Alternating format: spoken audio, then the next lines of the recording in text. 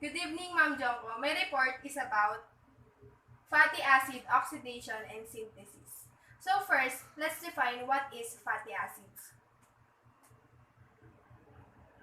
So fatty acids are monocarboxylic acid contains even number C atoms. So fatty acids have two types. First is saturated, second is unsaturated.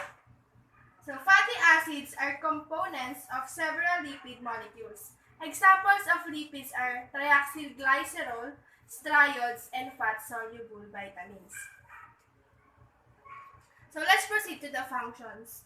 First functions of fatty acid is storage of energy in the form of fat, membrane structures, insulation, thermal blanket, and synthesis of hormones. So fatty acid oxidation. So it breakdowns of fat yields fatty acids and glycerol.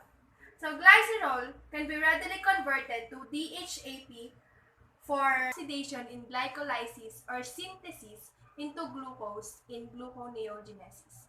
So fatty acids are breakdown in 2 carbon units of acetyl-CoA. To be oxidized, they must be transported through cytoplasm attached to coenzyme A and move into mitochondria. The latter step requires removal of the CoA and attachment of fatty acid to a molecule of carnitine. The carnitine complex is transported across the inner membrane of the mitochondrion, after which the fatty acid is reattached to coenzyme A in the mitochondrial matrix. The process of fatty acid oxidation is called beta oxidation. Now let's proceed to the reactions all occur between carbons 2 and 3, with number 1 being the one linked to the CoA, and sequentially include the following. First is the dehydrogenation to create AFDH2, FADH2, and a fatty acryl group with the double bond in the trans configuration. Next, hydration occurs across the double band to put a hydroxyl group on carbon 3 in the L configuration. Oxidation of the hydroxyl group to make a ketone. And last, thiolytic cleavage to release acetyl-CoA and fatty acid, 2 carbons shorter than the starting one. So, yan yung ina-explain ng picture.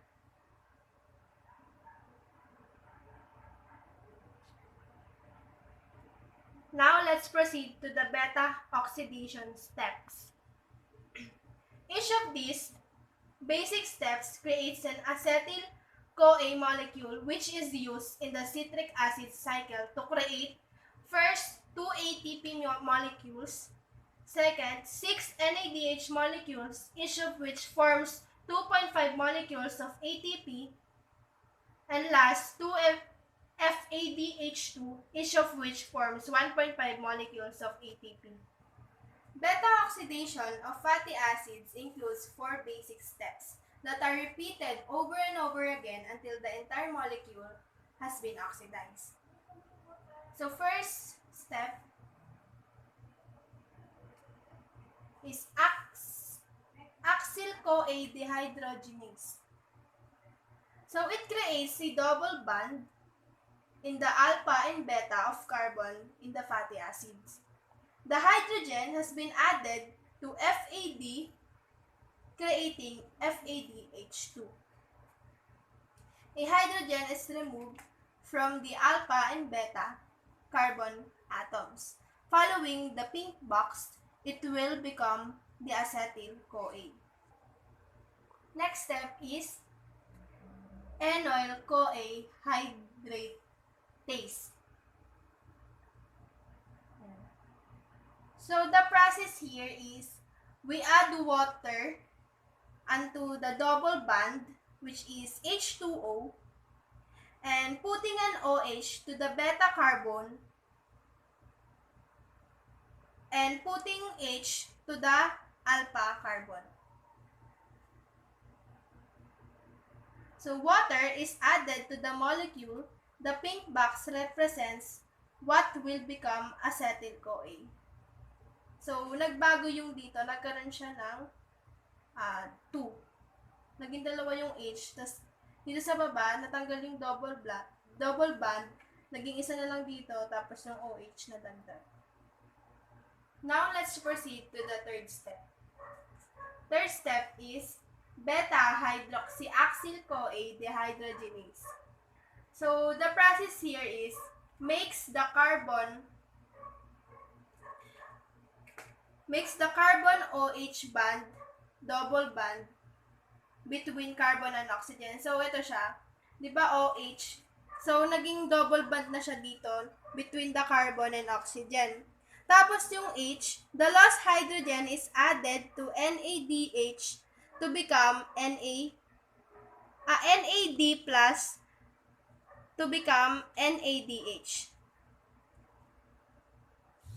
Yan. The hydrogen atoms are removed, forming a carbon-oxygen double bond. The pink box represents what will become acetyl-CoA. The last step is acyl-CoA acetyl transferase. So, cut off the first 2 carbon atoms, forming an acetyl-CoA and a new fatty acid. That is 2 carbon shortened than the previous fatty acid. So, ang nagbago dyan is yung CoA minus SH is natanggal yung H, tapos sinama yung S dun sa CoA. So, ito na yung naging product. Yung S-CoA. Tapos, yung H, nandito na siya sa ilalim ng O. So, it forms a new fatty acid. So, the acetyl-CoA is removed from the fatty acid, forming a shorter fatty acid. So, the overall explanation of this beta-oxidation step is this process will repeat until all of the carbon atoms has been cut off.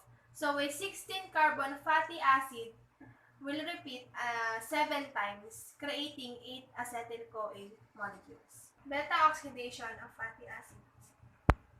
So, this is the overall process of the beta-oxidation. So, the reaction of fatty acid oxidation is the mirroring of the oxidation in the latter half of citric cycle dehydrogenation of succinate to make a trans double bond fumarate.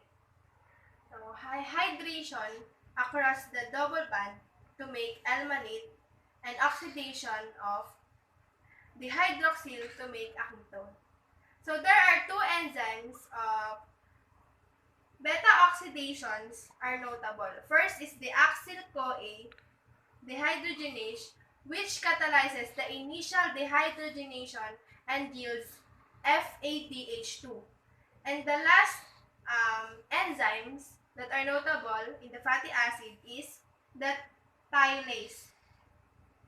Thiolase, it is notable not only catalyzing the formation of acetyl-CoAs in beta-oxidation, but also catalyzing the joining of 2 acetyl-CoA. Joining the 2 acetyl-CoA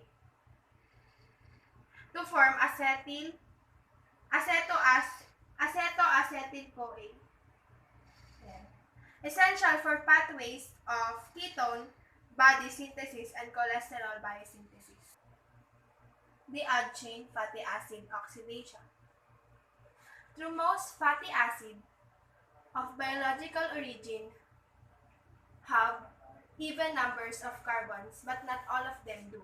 Oxidation of fatty acid with odd numbers of carbons ultimately produces an intermediate with 3 carbons called propionyl-CoA, which cannot be oxidized further in beta-oxidation pathway. Metabolism of this intermediate is odd.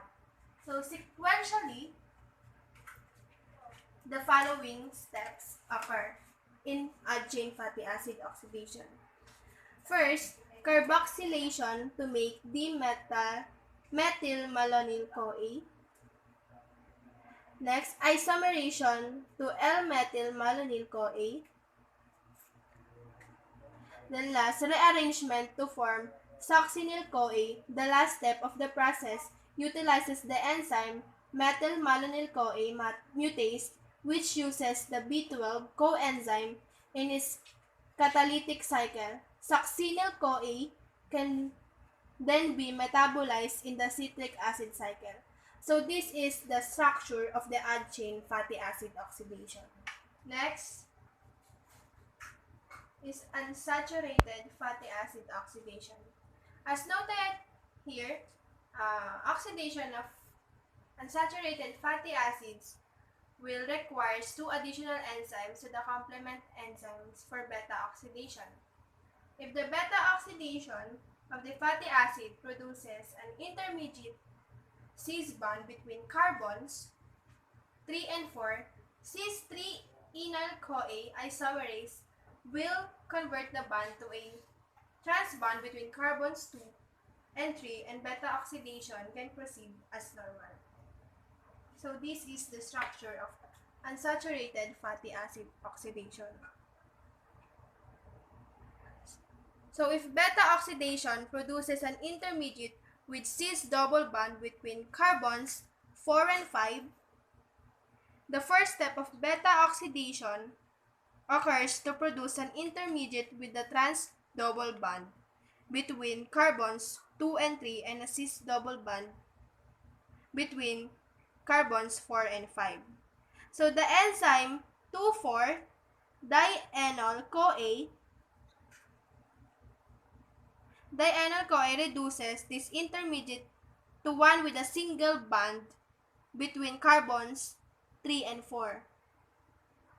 So this intermediate is identical to the one acted by the cis-3-enyl-CoA isomerase here, which converted it into a regular beta oxidation intermediate as noted here in the unsaturated fatty acid oxidation.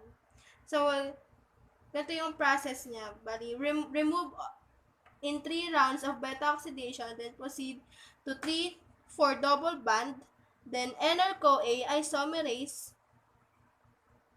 then 2,3 trans bond to 2,3 and 4,5 double bonds, then next to 2,4-dienyl-CoA reductase plus NADPH to enyl-CoA isomerase 2,3 trans bond, then will result to standard beta oxidation. Now, let's proceed to alpha oxidation. So alpha oxidation, yet another consideration for oxidation of fatty acids, is alpha oxidation.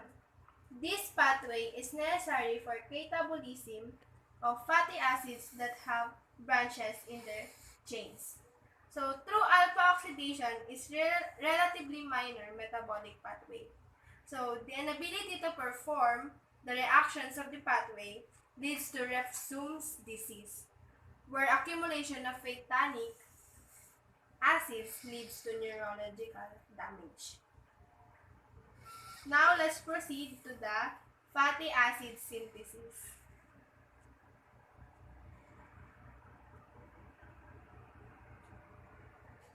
Synthesis of fatty acids occurs in the cytoplasm and endoplasmic reticulum of the cell and is chemically similar to the beta oxidation process but with a couple of key differences. The first of these occur in preparing substrates for the reaction that grow the fatty acids. Transport of acetyl-CoA from the mitochondria occurs when it begins to build up. Two molecules can play roles in moving into the cytoplasm. First is the citrate, and second is the acetylcarnitine.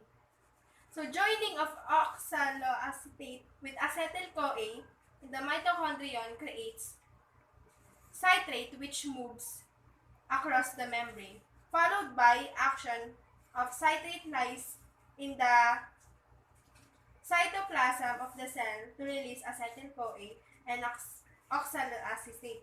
Additionally, when free acetyl-CoA accumulates in the mitochondrion, it may combine with carnitine and be transported out to the cytoplasm. So this is another structure of the fatty acid synthesis. Starts with the formation of palmitic acid from acetyl-CoA and malonyl-CoA, which itself is a 3-carbon molecule formed from acetyl-CoA. Now, fatty acid synthase revised model with positions of polypeptides, 3 catalytic domains and their corresponding reactions, visualization by Cassie Grammatikov. Note that FAS is only active as a homodimer rather than the monomer pictured image with permission. So this is the revised version of the fatty acid synthase. This is the enzymes of fatty acid synthesis. So acetyl-CoA carboxylase, which catalyzes synthesis of malonyl-CoA, is the only regulated enzyme in fatty acid synthesis. So acetyl-CoA carboxylase.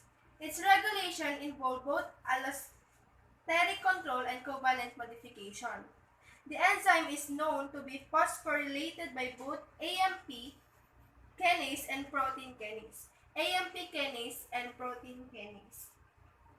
So, the phosphorylation is stimulated by phosphatase activated by insulin binding. So, the phosphorylation activates the enzyme and favors its assembly into a long polymer, while phosphorylation reverses the process. Citrate acts as an allosteric activator and may also favor polymerization. So, palmitoyl-CoA allosterically inactivates it. So, ulit. So, yung dephosphorylation activates the enzyme. Dephosphorylation activates the enzyme. Tapos, yung phosphorylation is reverses the process.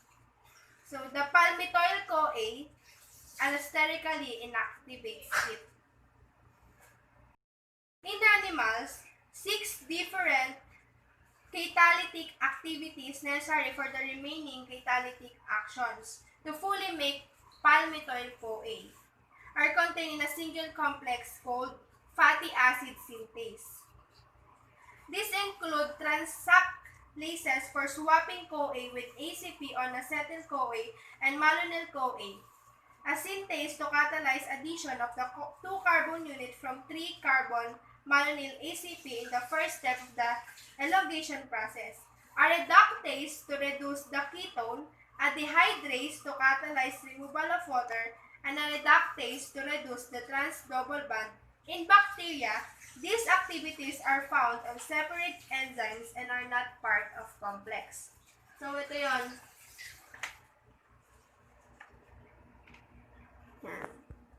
Yung process. Elongation of fatty acids. So, elongation to make fatty acids longer than 2 carbons occurs in the endoplasmic reticulum and is catalyzed by enzymes described as elongases. Mitochondria also can elongate fatty acids, but their starting materials are generally shorter than 16 carbons long. The mechanism in both environments are similar to those in the cytoplasm, but CoA is attached to the intermediate, not ACP. Next is the desaturation of fatty acids. So, fatty acids are synthesized in the saturated form and desaturation occurs later. Enzymes called dissaturases catalyze the formation of cis double bonds in the mature fatty acids. These enzymes are found in the endoplasmic reticulum. So examples here, animals are limited in the desaturated fatty acids they can make due an inability to catalyze reactions beyond carbons 9 and 10. Thus, human can make oxalic acid but cannot synthesize linoleic acid or linolenic acid. Consequentially, these two must be provided in the diet and referred to as essential fatty acids. Thank you. So that is my report about the fatty acid oxidation and synthesis. So they have different structures and different processes. It depends. It depends on the organism, like animals or human. Yeah. So thank you. That's my report, Ma'am Jongko.